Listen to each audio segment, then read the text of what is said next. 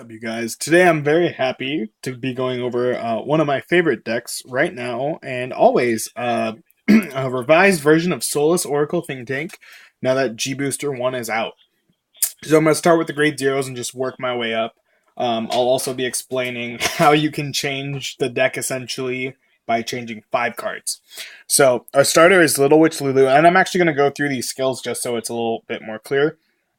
Lulu's skill is that when another grade 3 or greater Oracle Think Tank is placed on the Vanguard circle, you can call it to Rearguard circle. Then choose 2 of your Oracle Think Tank from your soul and put them into the drop zone. When this unit is placed on R from your soul, so Rearguard circle from your soul, if you have an Oracle Think Tank Vanguard, you may pay the cost. If you do, draw a card. So essentially, when you're at a grade 3, it comes out, you Soul Blast 2 and draw a card. So you pair that with Coco and you draw 3 for 2 Counterblast. So in this build, I'm playing 12 criticals. I'm playing 4 Psychic Bird, 4K that put it into Soul Draw card. I'm also playing 4 Battle Sister Maple, just another crit, 5K Vanilla, and then 4 Orc Guardian Nike. I know there's Strike Down Eagle, I think that's what it's called, but I like the originals. Okay, and then we also play 4 heals. The trigger lineup's nothing special. That's how the deck's been played for a very long time. Alright, so for grade 1s, I'm playing 4 Gemini, and then we play 1 Imperial Shrine Guard. So we play 5 of the AKs. You'll see some builds that play 6 or more of these guys. I decided to play just 1 extra, leaving room for one of my favorite tech cards in the game. So 5 AK. You just use those to set up 16 columns of Tom and defend on turn 1 if you want to. We have 4 unflipping perfect cards. So this is the new one that came out on G Booster. When it's placed on the Guardian Circle, you discard a card. Your Vanguard cannot be hit. However, this card cannot guard for cards like Silent Tom and really important things in the deck. So you'll see quite a few builds that actually end up playing Battle Sister Chocolate over it just so that you can guard for Tom. Especially because in this deck, Tom is very, I can't put that any other way, very, very important. It's basically your win condition outside of your Vanguard because there's nothing in the deck that generates actual power other than one of our grade 3s, and that's not very often. We also play 3 of the, well, people are calling them Stride Enablers now, but when you I can't speak English. When you are paying the cost for Stride, this card gets grade +2. So if you discard it for Stride, you get a Stride for just 1 card without having to do any grade 3s or anything like that. And then as well, when it's placed on Rearguard Circle, you can reveal the grade 3 in your hand, search out a copy of Susanoo, add it to your hand, and then discard a card. You can thin your deck if you really want to. And then the tech card I was talking about earlier, I played 2 Emerald Witch Lala. These are very cheap if you want to get them. They're like $2.50 or something like that, but they're really just a great card. These are drop and draws that the condition is that you have no cards in your soul. So it's a little bit rough to get off, but turn 3, these will help you accelerate the deck more so than the AKs because when on turn 3 you drop one of these, you can discard one of the bad cards in your hand and try and filter out those toms so that you can do a lot of damage on your turn. Alright, so for grade 2s, we are playing 4 Battle Sister Mocha. If you have 4 or more cards in your hand when she attacks, she gets plus 3,000. So these are 11k attackers. Playing these over the 12k because you can do this on turn 2 and 3 if you're, or turn 2 and then turn 3 if you're going first, so that you can actually have some more power without having 9k vanillas for a little while. Nothing too special about that. You almost always have 4 cards in your hand. Otherwise, most likely you're getting wrecked already. So we play 4 Silent Tom, as talked about before. It's the win condition of the deck. During the battle that this unit attacks, if you have an Oracle Think Tank Vanguard, your opponent cannot normal call grade 0s or grade 0 units to G. So this is really good because obviously your opponent can't guard your grade 0s, which is like half the deck. It's really, there's not much more you need to say. Silent Tom is the best card in the deck. Triple Drive lets you get crits on it, so you just win games because your opponent can't guard after having to perfect guard your Vanguard. Alright, and then finally for grade 2s, we play 3 Diviners. So, Generation Rank 1, when this unit attacks and it's boosted, you may pay the cost. If you do, draw a card. So, whenever you attack and it's boosted, if you have a G Break 1 active, then you get to draw a card. The reason why this card isn't necessarily that good is because that Counterblast can be used for quite a bit of other things, especially late game and things like that. So, for our grade 3s, we're playing 3 of the iconic Scarlet Witch Coco. This card's absolutely phenomenal. It was really good a couple of metas ago. It's the only deck that I've ever done really well with in an actual like Bushiroad tournament, but I absolutely love the deck. It's great. Her skill is during your turn, if you do not have any cards in your soul, this unit gets plus 3,000. So it's 13k on its own. It and Gemini make a 21 Vanguard column, but she's not really the Vanguard that you use to attack with and like try and win. Generally, you ride her, draw those 2 cards from her second effect. Counterblast 2, when this unit is placed on Vanguard Circle, if the number of cards in your soul is 1 or less, you may pay the cost. If you do, draw up to 2 cards. So, you just ride Coco, draw 2, and you can ride another Coco over her, and then if you try and ride another one, it doesn't work. It's simple as that.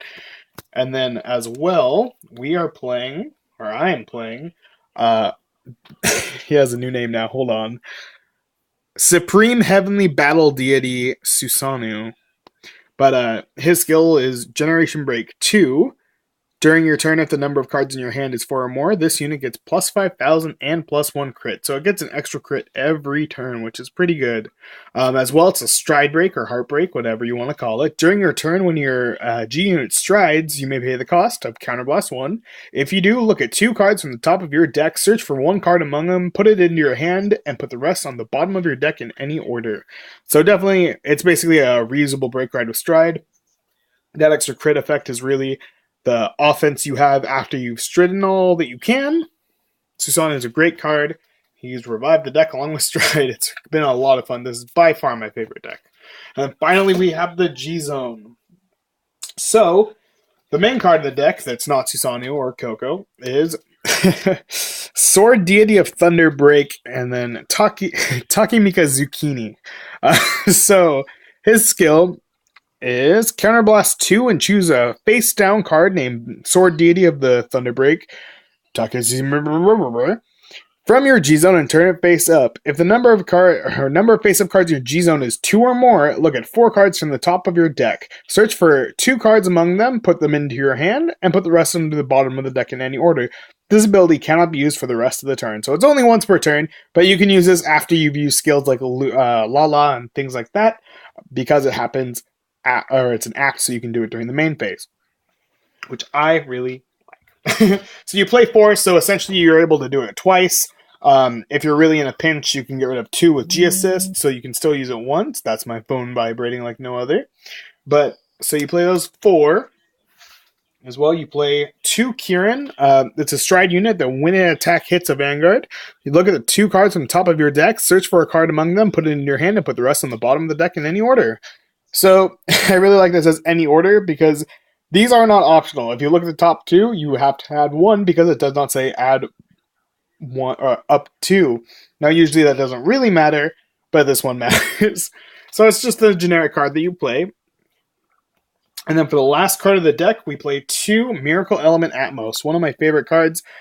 Stride unit, when it attacks, Counterblast 1, it gets plus 10,000. You can force perfect cards. You can force a lot of cards out of your opponent's hand. And overall, you just win with this card if you need to. Very offensive, very great. Great for a deck that isn't very offensive. Alright. So that's the deck. I really like it. I think it's my favorite deck. This is my personal build that I use for fun. I'm going to show you as well a build that you just change 5 cards in the deck, and it gets a lot beefier. Alright, so this is the same deck list that my buddy Mason Clark over at Science of Vanguard was playing at a recent box tournament and won. So if you're interested in this build, this is technically Mason Clark's build, based off of mine. It's okay. So, the 5 cards that you remove are the 3 Diviners with that Counterblast that you can't really use all the time. And then you move 2 of my favorite card, the Emerald Witch Lala. So, you just cut these 5 from the deck, and what 5 do you add? You add an additional 8k, which I talked about earlier. So, you play 6 8ks. This works really well turn 1, turn 2, and overall it lets you get some advantage going just because of the extra boost. And then, so you add one of those, and then you also had. I forgot that I signed these during the live stream last night, or not last night, but a couple nights ago. But so we play 4 Diviner Shina Tsukyo. I can't speak that. But these ones I ended up writing on. Anyways, what it is a G break 1. When this unit attacks a Vanguard, it gets plus 3,000. So they're 12k attackers, but they have to attack a Vanguard. I've seen a lot of players think that these are like the traditional 12ks that can attack rearguards and things like that, when they're not. And if you're wondering what's on here, it says Sux, Clark, Nile, Mason. So if you shuffle these together, it'll spell out Mason sucks, or Nile sucks, or whatever you want it to say, which is a lot of fun. Okay, you guys.